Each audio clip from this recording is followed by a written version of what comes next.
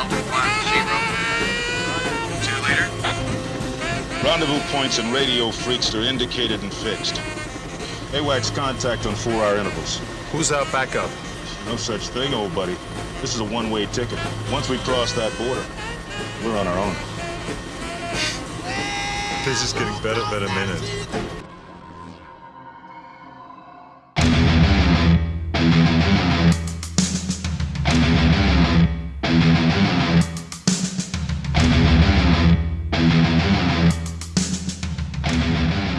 Hello and welcome to Predator Minute, the podcast that breaks down the 1987 action sci-fi classic Predator 1 minute at a time. I'm John. I'm Aaron. With us today is our first ever guest, Jeff.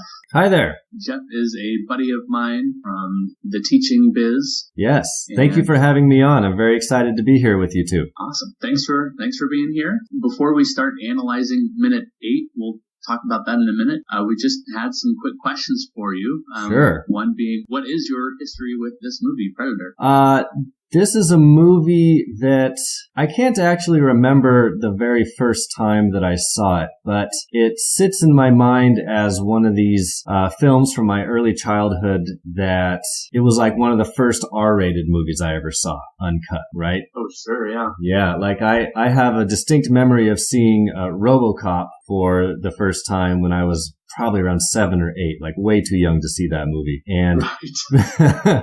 And Predator is in that same zone where I remember seeing it maybe at a friend's house. I was way too young, obviously, yeah. But we snuck a viewing anyway. And it's just always sat in my heart as one of my favorite action movies. I've seen it many, many times since. And I'm very excited to talk about it with you guys today. Awesome. Just a couple more things I want to ask. How about, what is your favorite line from the movie? I was thinking about that. And, you know, when I was a kid, it was definitely like the stick around, you know, like the classic Arnold quip. But as I got older, especially in more recent viewings, just anything Jesse Ventura says is gold, particularly when he talks about himself as a sexual tyrannosaurus, because one, I don't know what that is, but two, I really want to find out.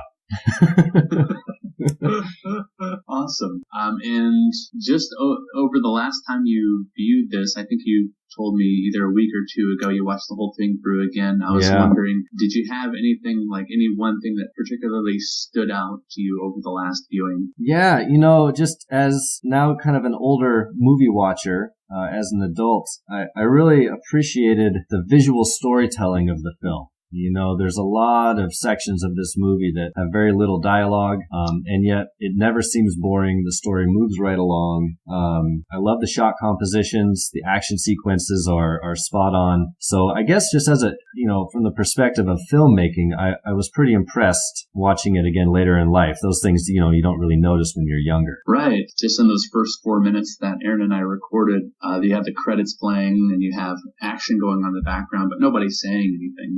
We don't hear the first line of dialogue until the beginning of the 4th minute in the movie. Right. So yeah, it really goes to show how John McTiernan really was pushing just visual storytelling. And when we talk about the script differences over the last few minutes, it seems like just every time there's a change from the script to the movie, it's always just some kind of like a line of dialogue here or there just being cut in favor of the visuals. Oh, interesting. Yeah, it comes through really well because, in too many movies, I feel like things are just handed to you, right? Mm-hmm. Which is unnecessary. We can see these characters, we can see their expressions, the way they act, the handful of small things they say, and we immediately know a lot about them, which I really appreciate. Right. Okay, so I guess I'll open minute 8 here. Minute 8 of Predator opens with Mac shaking his head no to Blaine's tobacco offer and ends with the second chopper, Dutch's chopper's augmented view screen showing the lead chopper. And there's quite a bit to talk about here with the different characters, and I think we'll just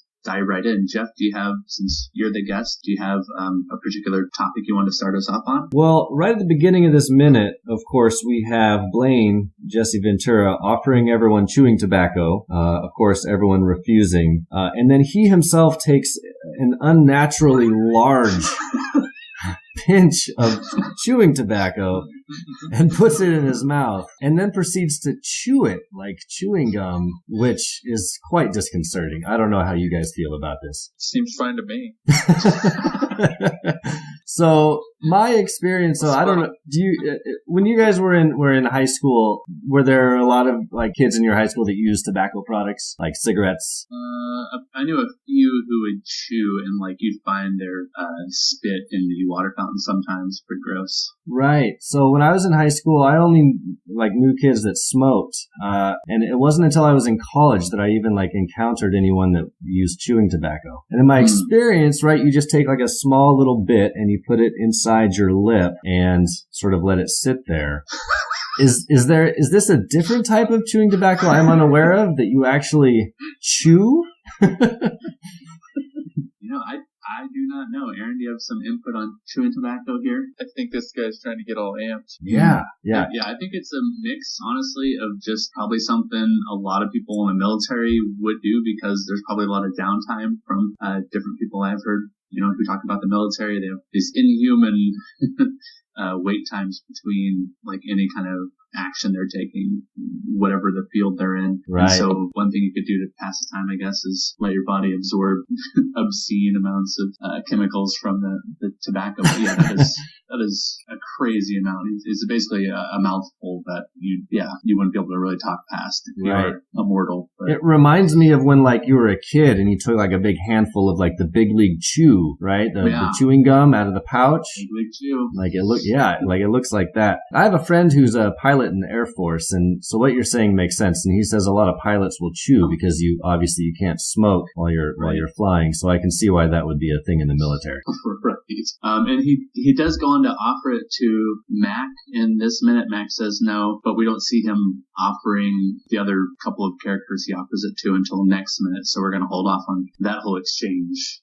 But yeah, it's one of his signatures. If you think about Blaine in this movie, Jesse Ventura, you can't help but think about the minigun and the tobacco and his lines. Like his character is just so well put together as like this caricature. It's pretty great.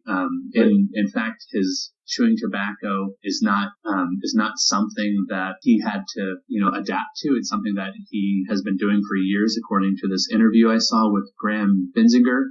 At the time, he was going to these auditions, particularly the Predator one, and they asked him, "Hey, do you chew tobacco?" Because this character, as written, chews tobacco, and he says that he pulls out a couple different kinds, Copenhagen and Redman, that he's been chewing for 20 years. So any chewing, spitting, shoving in his mouth tobacco is purely natural for this film. Well, it's great. It fits his character because everything he does and says is kind of over the top. So it would make sense that he chews an unusually large amount of tobacco at a time. Yeah. Aaron, anything on Big Man Blaine? He's a great character. Great character. I have a little bit of information from Xenopedia. I've referenced Xenopedia in the past. It's the encyclopedia for all things Alien and Predator because they share a universe, as we know. They made some great movies like Aliens vs. Predator and Aliens vs. Predator Requiem. Ooh. Not the, yeah. When I say great, I just mean they made Blaine is actually Sergeant Blaine Cooper. He joined Dutch's private military team in 1980. He served with Mac Elliott, his close friend, as shown in this movie, and also the first person he offers the tobacco to. He served with Mac in the Vietnam War in the 101st Airborne Division, who is known for their air assault operations, meaning that aircraft drops them behind enemy lines and they work to disrupt enemy communications, supplies. In this case, we see them disrupt an entire guerrilla camp. So this is all just it's old hat for him. This is old hat. This is what he's been training for. This is what he's been doing as a lifelong military man. And one little bit of background about he and Mac serving, and Mac references this a little bit later in the movie, but they served in the Vietnam War at the Battle of Khe Sanh. Does all this background info come out of like the novelization of Predator? Yeah, a lot of it comes out of the novelization. I was wondering myself, and when I looked on Xenopedia, it references the novelization, which I haven't read yet, but it would be interesting to see how deep into the descriptions they go. Yeah. Hey, I saw in your notes that you mentioned in his interview he talks about Jean-Claude Van Damme. Were we going to bring that up? He mentions that JCVD was an original cast member of this movie. Yes. Aaron, do you want to talk about that? I think we've referenced it a couple times so far, but we haven't gone in depth with it. I'm not ready to go over the full scope of Jean-Claude. What have you heard, Jeff? Well, he was originally supposed to play the Predator. Is that true? Yeah, he was cast as the Predator. There's photos of him all in the whole get-up. Wow. Yeah, and pretty hilarious. Ventura the claims that man on the set. Yeah. Ventura claims that he was complaining a lot and eventually was fired from the cast over concerns that you never got to see his face and the suit was uncomfortable. Just gave me visions of like sad JCVD, like sitting in the Predator suit, like eating a cold ham sandwich from craft services. Do you think he just sat doing the splits in the Predator suit eating that ham sandwich? That's how he relaxes. That's how he relaxes. That's his resting position. That's his tobacco. Oh. Yeah, the only photo of him, he's looking not super happy. It's like the sad That's Keanu the meme. publicized photo of him on the set, looking a little sad. Yeah. I was thinking of of his role in his sort of semi-autobiographical movie, JCVD. Did you guys see that? Oh, that's great. It was a pretty fun movie, and there's a couple scenes in it where he's sort of breaks the fourth wall and just looks directly into the camera and talks about his life, and parts of it where he just looks like so forlorn that, yeah, it's easy for me to imagine him being kind of mopey. Yeah. In a situation that he doesn't like. Well, he was still trying to break out at that point, right? Because he had done a handful of Cannon films in the early 80s. Before Kickboxer, or before Bloodsport, rather, which was his big breakout movie. Yeah, he had done like No Retreat, No Surrender. I remember that one from the early 80s. But I think he played a bad guy in that film, and he hadn't really broken out as Jean-Claude Van Damme as we know him yet. Right. Yeah, no, really his first big breakout was, I think it was the next year, Bloodsport. No, I think that's right, because Bloodsport was 87, I believe, and then he went on to do, like Kickboxer and Cyborg, Death Warrant, and that's really he made all those through Cannon films, and then, we get into the 90s when he really kind of took off. Mm-hmm. Yeah, Bloodsport was 88, so the very next year after Predator. Oh, okay, there you go. I just thought that was interesting. I had never heard that before, and it's funny to hear Jesse Ventura's... Yeah, there's a lot into that, and I think we'll probably go into it deeper in a later podcast. That could probably be a podcast in and of itself. Awesome. There's a lot of funny stories that are of unknown veracity out there describing his involvement with the movie. Yeah. Oh, let me. Go ahead. Jump in briefly with Blaine. So if he was in 100, you mentioned a couple things. So 101st, that's kind of a big deal. If you guys saw Band of Brothers, you remember that was the story of the 101st Airborne through World War II, and so they have a lot of history in that unit. Screaming Eagles. Yeah. And then if you say in the novelization they were veterans of Quezon, that's also a big deal. Quezon was something that kind of loomed large in Vietnam War history. You guys remember the Bruce Springsteen song, Born in the USA? Yeah. Of course. So there's a line in there about how he had a brother at Quezon, just because it was, I think, a very defining kind of battle at Vietnam, in that it cost a lot of men, a lot of resources to hold this fire base called Quezon. They were besieged for something like over a year, I want to say, the Marines there. It's where Norman Schwarzkopf really made his name as a battlefield leader, because he was a very high-ranking officer at the time, but chose to be right there at the base fighting with the men. And then they held out at this place for a long time, suffered large amounts of casualties, pouring in reinforcements and doing all of these airstrikes, artillery fired, all these different things there. And then once they secured it, they packed up and left. So it was like emblematic of how a lot of the things in Vietnam went, where they just expended all these resources, and it was incredibly unclear what the purpose of doing so was. Yeah, it sounds like a lot of the Vietnam War American involvement, to be honest. Yeah. So if these guys are veterans of a unit like 101st and of battles like Quezon, then obviously they're pretty tough hombres. The 101st has its own Wikipedia page and its own legacy. It seems like quite a formidable unit. Like, it's just like legendary, apparently, with, like you were saying, the World War II battles, and Quezon mentioned there. They also mentioned Hamburger Hill as being one of the battles in present-day Iraq and Afghanistan operations, the counterterrorism arm of the military there. So next, after Blaine is taking his pull of tobacco, we see Jorge Pancho Ramirez taping down something on his backpack and then throwing that roll of tape to Rick Hawkins, the radio operator. And Rick Hawkins doesn't even look up from his reading in order to catch the tape in midair, showing some lightning fast reflexes. Now, what is Hawkins reading in that scene? I see in your notes that you wrote down it was a comic book. I thought it was maybe a newspaper, which begged the question, where did he get a newspaper? I don't think any of these characters would be real big on newspapers. Right. Checking out the local sports scores from Central America. Much more believable. Yeah, I don't know. I mean, I think this is more akin to a magazine, whereas in the credits we see him reading the Sergeant Rock comic book. But here, it looks more like a periodical, a magazine. Yeah. I don't know. I think if anybody's reading, it's probably Dylan. If I had to guess, he's a CIA, and he's all about that paperwork, all about those files. That's right. Oh, I was thinking Hawkins seemed like a reader, Penthouse or Playboy, something like that, somewhere where they print a lot of dirty jokes. Yeah, there you go. Yeah, maybe that's a good point. Maybe he's like reading. Maybe he read it. He was reading it right there. Oh my gosh, that's the canon. That's the new canon. I need to go to Xenopedia. That's right. Hold on. He's reading like the little New Yorker style dirty jokes, but in the Hustler magazine or whatever.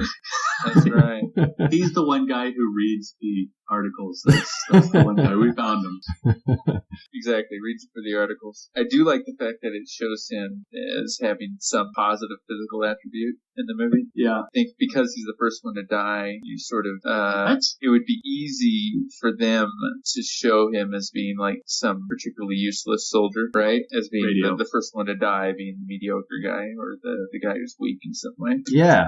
But they show him catching trying to show here that even Hawkins, who's not particularly notable as being like a giant of a man like some of these other guys are, is still supposed to be a good soldier. Right? Yeah, he's got the cat-like reflexes. He's also the levity, right? Like, he's got the jokes, keeps everything light, right? Yeah. We're sad to see him go. That's right. Yeah. Once he goes, there are no more jokes in the movie. It's right. Well, there's one terribly corny line when Arnold is battling the Predator, where it's just like, why is that in there? You don't need that in there. It just makes it a little bit cammy for half a second, but really, essentially, there's no more humor in the movie after he's gone. That's pretty much true. Well, a lot of levity leaves, obviously, also then when people start dying in gruesome ways. Dying brutal deaths. That's right. I also like that this scene in general is showing a lot of camaraderie between all of them, which I like because I like that there's a mixture of them telling jokes to each other and obviously sharing some kind of inside kind of history with each other, but they also obviously rib each other quite a bit. So with Blaine calling everybody, might be tempted to think that they really despise each other, but obviously they don't. I think they're just trying to show kind of some kind of a natural way these guys all interact with each other, and I thought this was a good way of doing that, especially because it didn't require any dialogue. Right. Yeah. It goes back to what we were talking about earlier. Just in this 1 minute or 2 minutes of them in the helicopter, again, you start to flesh out the characters, exactly who these guys are, what their personalities are, and it comes across really well, and it's a really efficient use of the film. Yeah, the lines don't even belong to Pancho or Hawkins or Mac or Blaine in this minute. It's just an exchange between Dylan and Dutch, which we'll talk about a little bit later once we are done talking about these characters. I can give a little bit of background about what the Xenopedia tells us about Pancho and Hawkins now that we talked about Blaine. Yeah. So before I do, just real quick, Blaine is, I guess they don't give, in Xenopedia, they don't give Blaine a title of like an expert or whatnot, but he's obviously like the heavy weaponry, I don't know what you'd call it. He's carrying the minigun, so he's essentially like the tank of the group if you had to designate roles. Because Pancho, known as Jorge Pancho Ramirez, is the explosives expert of the group. In fact, he's carrying around with him in the movie. And we'll talk about this later when we talk about IMDb firearms, but he's carrying around a grenade launcher, heavily modified for the movie. In fact, invented for the movie grenade launcher. Pancho was born and raised in Houston, Texas. He also joined Dutch's team in 1980, which to me, I'm seeing this 1980 date pop up again and again. That must mean that Dutch formed the team in 1980, and he saw action with Dutch's team in Angola, Cambodia, Lebanon, Afghanistan, Berlin, as they talked about a couple minutes ago, where they rescued some hostages. In the Xenopedia, it mentions Afghanistan as particularly difficult. Pancho's also Afghanistan? trying to forget it. Yeah, that's right. Is that the line? As they say later in the movie, I've been trying to forget. Trying to forget. Okay. Yeah. I think you've asked me a couple times, and clearly I've forgotten. You can't remember the line. Clearly forgotten Afghanistan. Yeah, they didn't show Afghanistan, so it's kind of all in the imagination. Yeah, like a lot of these. Yeah, even Berlin. I didn't like the fact that it's labeled an explosives expert. It's explosives in this movie are not particularly sophisticated. Yeah, fact, I was wondering about that most myself. Sophisticated explosive actual tools they have with them, they typically just end up like lobbing kind of indiscriminately to large groups of people. Like very, very sophisticated and complex use of explosives in this movie. With the exception of at the very end when Arnold gets all MacGyver with his explosives. But up till that point, I would have a hard time calling any of these guys explosives experts. Yeah, you can imagine them being like, "Hey, Pancho, you're the expert. What do I do with this?" And he's just like, "I don't know, just chuck it." Throw it at the bad guys. Throw it at the bad guys. What do you think you do with it? Directly into the enemy soldiers. It seems like an incredibly ineffective way to use that weapon. especially with the camp, potentially holding hostages that they're trying to rescue. Just fired into the middle of Palapas there. Yeah, he's firing off satchel charges and like firing grenade launchers into every direction, throwing grenades, detonating mines, just with complete disregard for whoever's on the receiving end. I would say the last thing about Pancho is that he's kind of our gateway into understanding what's going on, because he talks to Anna quite a bit in Spanish, but then even after he does that, he's not, according to Dylan, translating everything like he should be. He becomes like an unreliable narrator, and that's understandable in the situation they find themselves in later. That's very good. But, yeah, so you said you had some information on Hawkins also? Not a ton, even less is written about Hawkins in the book, which made it to Xenopedia. All I have about him is he is the radio operator. He was born in Boston, Massachusetts, and he has less combat experience as other members, which I imagine, I don't know, watching these guys, it makes it seem like the more combat experience you have, like just the more swole you become. So maybe if he has more combat experience, he's going to be as big as Billy or Blaine or a weather That's right. Just like looking at them like, yeah, just a few more years, guys, and I'll be as big as you, right? I'm sure so will. that means he joined when he was 18, because Shane Black's 25 when they made this movie. Mm-hmm. So that's a pretty young age to become a mercenary. Yeah. He must have had some formative experiences as a youth. That's all I got on Hawkins. Something to add, this is the time to do it, unless you want to save it for next minute when he tells his dirty joke. Ooh, yeah. We'll have to hang on till then. Okay. Stick around, okay? I get it. What is Pancho actually taping down? Any guesses?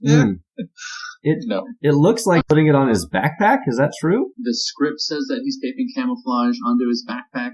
I feel like all the camouflage that they're putting on in general is really unnecessary. I mean, they don't really, we can talk about it more later, but they don't really sneak up on the village. I mean, they kind of do, but then, like we said, they just lob a bunch of grenades and it turns into a giant shit show. Right. It looks cool. It does look cool. Yeah. You're right. Yeah. It just mentally prepares them, I suppose. Later, all that matters, they're just prepping their gear more and more. You get some nice exterior shots of the helicopters flying around. That's kind of cool. Yeah. Oh yeah. Filmed in Puerto Vallarta. Yeah. Other thing, we talked a lot about the helicopters in the last minute, but we left a couple things off. So one thing I found since then was that evidently these are UH-1N variant Iroquois, and they came in this common Air Force Special Operations configuration that matches pretty well exactly what we see on the gunship with the rocket pods and the miniguns sticking out of the doors. The UH-1N a little bit different is that it's twin engine, and so it's quite a bit more powerful than any of the Huey variants that came before it. Right. I mean, you need those twin engines to carry that much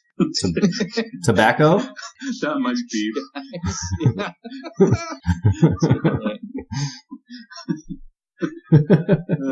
Wait, so is the gunship also twin engine? Yeah, so they're both UH, and one of the common variants is this Air Force Special Operations configuration that is, when I've read, the description is pretty much identical to what you see in the gunship in this movie. And then the other one is obviously not a gunship, but it is also a twin-engine UH-1N Iroquois that's just set up to carry these guys around. But I mean, it's still, you could call it a gunship. They are carrying a minigun and like an M60. And just I'll call a lot of things like this. Yeah, you call it meat wagon.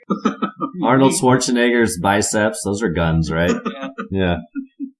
I don't know what would be happier. Would be like their chopper that they're in with all of them, or with like the hundreds of pounds of weaponry and guns and ammo in the gunship. I don't know. It would be a toss up, honestly, between the two. But that's okay. We're not. We don't need to worry about that. That's for. Let's talk about the layout first, because I think there's more input that we could potentially have on the symbolism, which I think is good. So you drew a really good diagram, and it shows. I think. Thank you. And you put it in it shows pretty well exactly how what people are how they're oriented in the helicopter. But I think one thing that's worth pointing out, and this was the case in every Huey I ever rode in, was seats never face inward. Everything's facing out. The helicopter is built for people to leave. Oh, right. Interesting. Like, the idea is not to sit in there and look at each other. The idea is to sit in it for the minimum amount of time before you can get the heck out.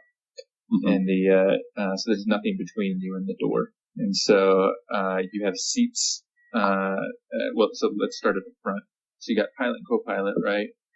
Directly behind pilot and co-pilot is bulkhead. There's metal and electronics and crap like that. And then so facing opposite the opposite direction of the pilots is going to be a row of seats. There's usually 4 or 5 seats, so facing aft, facing the rear of the helicopter. Right. And then opposite them is going to be another row of seats facing forward. So they would be looking over the pilot's shoulders. Okay. The co-pilot's shoulders. And I think standard is 4 facing forward, 5 facing backward. And then the way the N is laid out is they have, a little bit of space to the sides and going backwards from there, and that's really well. You can see that sort of cutout shape really easily in this minute, because when Blaine is looking over his shoulder at Mac, he's sort of looking further back in the helicopter, and in that little cubby area is where Mac is sitting. So everyone is in one of those sort of 2 lines, basically, either in the rear of the helicopter looking forward, or forward in the helicopter looking aft. Okay. So you had it absolutely right on who's in front and who's in back, though. The thing that makes it a little bit confusing in this minute is Ramirez is moving around. Yeah. Pancho's character is moving around, so it's not always obvious exactly who's supposed to be where. So in particular, where he throws the tape, it looks kind of odd because he's throwing it like across the helicopter, and yet seconds later, you're looking at Arnold and Carl Weathers talking to each other, right? And you can see really plainly that Ramirez is on the opposite side of them from Shane Black's character, from Hawkins, right? Like so they're like in the same row in between. Yeah, they're exactly the same row. So they couldn't have done that tape throw when they're sitting in that row, or else they would have hit Arnold in the head with the tape. Oh, yeah. He would have been upset. If we just found a goof, I think. He would have. So yeah, I think what happened is that they recorded Carl Weathers' lines like while Pancho's there, and then for the interactive scenes that Pancho was supposed to be like right next to right, Blaine and Mac, like you're saying, across from Hawkins, I think. It's not necessarily a goof. Maybe he is moving around in the back of the helicopter. Also, that would not be recommended. I know they used to complain to us all the time. Like if you would so much as like shift your weight around in your seat, they'd get upset. Talk about it throwing off the balance of the aircraft. Presumably they don't want you moving around a lot in the back, but there's no reason you couldn't be. What do you guys make of Mac just being isolated, kind of sitting back there by himself? It's a good question. I think he is just off in his own world. We see him not really able to handle the reality of what's happening later on. I think the guy's, I think he has some issues mentally. Okay. Wow. That's my own interpretation. Yeah. Well, he's so stoic back there. Such harsh words. Yeah. Mac, I just thought he was just like so many of the people I knew played football with in high school that just didn't want to talk to people before the game. They were just wanted to sort of do their own prep in their own minds before they went in and did whatever their job was. I think that's a good interpretation, Aaron. I agree. I always kind of felt he was back there. He's more of a stoic character anyway, so he's back there in his own head trying to mentally prepare. I think that's what we take away. In his own head. See, all roads lead to me being right. Or questions of his sanity. You think he's already sort of really set up for the insanity that he shows later in the movie? Is that what you're saying? I mean, he is shaving, right? I mean, like, look at that. He's not, man's not well if he's shaving twice in the span of a few hours, right? Yeah, he does love to shave. It's true. He loves to shave that. I don't think I've ever heard that before. Interesting. I think I read it in Why? So you're holding his shaving habit against him, I think, a lot more than you're holding Jesse Ventura's chewing habit. Maybe if he was like, while he's shaving, he was like kind of holding the razor out to people, like, you want to shave? Like, you want to shave? And then called them all techniques when they refused. Or just called them all like Neanderthals or like hairy monsters or something like that. Like it's a bunch of Harry and the Hendersons around here. That would make him more normal in your life. I guess. I don't know.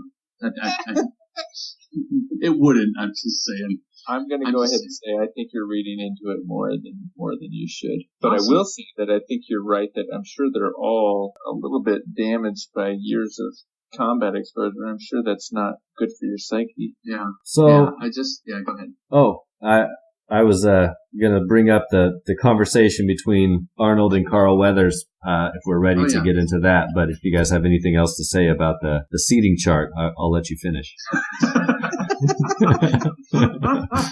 I wonder if they decided on it beforehand, or do they just all pile in? Are we overthinking this maybe a little more than we should? Perhaps a little bit. I don't know. I think there's a little bit of purpose there, but I'll talk about that next one. We'll talk about the whole symbolism, because then I'm going to talk seat buddies.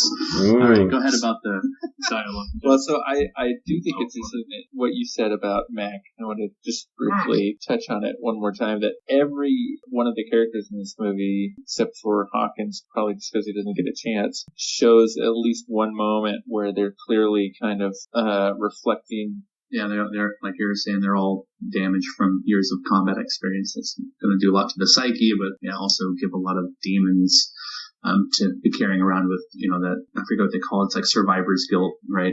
They've talked about it a couple times in there, or they talk about it a couple times in the background here and later on in the movie about, right, being just a couple of those survivors out of these big battles. Except for Blaine, I don't think he feels a lot of those kind of feelings. No. He feels like he just keeps motoring on, doesn't care about. He has very little emotion. Just chews on it, that's what he does. Hey. And we in this scene learn that they're essentially on their own, right? There is no backup. Like, I mean, it's pretty plain and straightforward that we're just being told through their communication that, right, they're on their own as a team until they're extracted, so there's no them if they need it. Well, I think it goes to our bigger point that we were talking about, how this movie really unfolds and lets the viewer just take in what's happening, and it's not explained to you too much. So we haven't learned a whole lot we don't really know where they are in the world other than it's somewhere in Central America. We're slowly learning who these characters are, and now we're dropped this little tidbit that, oh yeah, you're all by yourself. You're going to the middle of nowhere. If you get in trouble, there's going to be no one to help you. And I think that they just do a really good job of building this kind of sense of dread. You know something bad is going to be coming up soon. You're not quite sure what it is. And all that is conveyed, in this very short amount of time. So Right. I just feel like the efficiency in the storytelling, especially in the first half of this movie leading up to the really good job with that. Yeah, totally. I like what you're saying about, right, like they're quickly telling us that the team's going to be alone, meaning anything they come up against, like we as an audience are not going to expect at any rate some kind of rescue from above to happen or some good guys to bust out of the jungle and help them out. It's very much we're going into this with that team knowing that, if they come across trouble, it's on them to handle that trouble. Like he says, no such thing as back. Right. And it also establishes that later on, once Arnold is by himself, no one knows about it, right? He's just completely on his own. Mm-hmm. Yeah. Mm-hmm. I think this is also a continuation of him sort of relying on Mac leading him into relying on Dylan leading him into the situation. Dylan! And a little bit more foreshadowing that things are continuing to go not the way he would want it to be, not any kind of a safe or well-constructed operation, that it's just him rolling along with his friend Dylan, who he's expecting to lead him well and keep him safe, even though he doesn't have, obviously, all the information about what's going on. Yeah, but you would think would be like, I don't know, intimidating for someone holding that truth away from the rest of the team is, right, he's definitely outnumbered and outgunned if they become hostile towards him for holding that from him. But he's, either that's brave or foolhardy. Well, you start to realize that you can't quite trust Dylan just in this conversation, because already he has made it clear that he hasn't given them the full story, and he's only handing out small bits of information as he feels like they should get it, right? So right then, it's kind of the moment I feel like in the movie when your allegiance to Dylan is compromised, right? So you kind of realize he's not quite the good guy. About this, and we think it's been compromised from the beginning, just simply by introducing him as a CIA agent. It's definitely right. Yeah, we talked for a good chunk of our last minute about just some of the bungles and the divisiveness of the CIA and other intelligence gathering arms of the government, and how Aaron had a good rant, and I had some research to back that up too. It was good. I thought you were going to cut that. Fix it in post. Fix it in post. All right. Well, that's all I had about their conversation. Okay. I do think you need to use that as your slogan. I'm just throwing that out there. Your tagline. Getting better by the minute. Boom. I should totally. Boom. I can totally alter the graphic. If anything, I could just put that on the Predator Minute graphic that goes out like, this is getting better by the minute. Right, like there you go. And we don't get much after that conversation. We get another, exterior shot of the helicopters, and then it just pans over to that night vision looking screen. And that's the end of the minute. I'm just kind of down to my last scraps of notes here, and I can talk about whatever the face paint later when Billy's interrupted. I think we already did talk a little bit about the face paint. Oh, did we? We talked about how Mac's not wearing any. It looks like Blaine has kind of like maybe a. Well, I think Jeff brought up the idea that what's the point of it? Right. He said it looks cool. I think each character, each actor probably was just deciding for their character what would look coolest. Yeah. Or what would look most characteristic for their particular character, and that's what they did. It's like football players putting on eye black, right? And like some of the players will just like put eye black all over their face, and it's just part of their getting ready ritual. Same idea.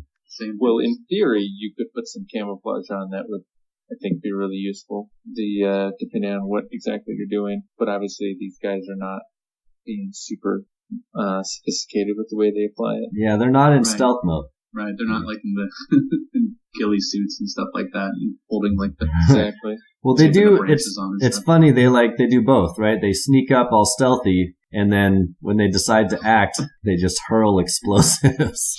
And they stand out in the open in the camps, just firing away. It's like, I can see you. The camouflage is not really helping you at that point. can't wait till you guys get to that scene. They got some great, like, guys flying through the air explosions, right? Like, obviously they were standing on a springboard and then hit the button and just shot them up. That's some A-team. Fantastic. Right for sure. Hey. I think it is. I think Baxley was. It is the A-team, yeah. You're right. Okay, I think the last couple things I have for here is just kind of trivial points is that Long Tall Sally that started last minute runs fully through this minute, fully through the next minute, and a few seconds into the next minute after that, and that adds up to about 3 minutes, 10 seconds, and this song originally is only a couple seconds more than 2 minutes, so they're repeating some places, but they're repeating some parts of the song, but you don't really notice because there's a lot of good riffs and in the middle of the song. And last thing I had was the red interior lighting. Aaron, I think you mentioned to this after we recorded last time. I was wondering why red, and you were coming back to, well, there's a lot of red and green in this movie. Those are kind of like the color scheme of this movie. A lot of jungle green, arterial red, and so the red fits in that quite a bit. And I was wondering, how do they see the red markings on the map in red lighting? And that's answered right here with Dylan using a flashlight to better see those markings. Yep. One other note about Long Tall Sally, they play that during the credits of the third, I guess, pure Predator movie, Predators. Right. The Adrian Brody Predator.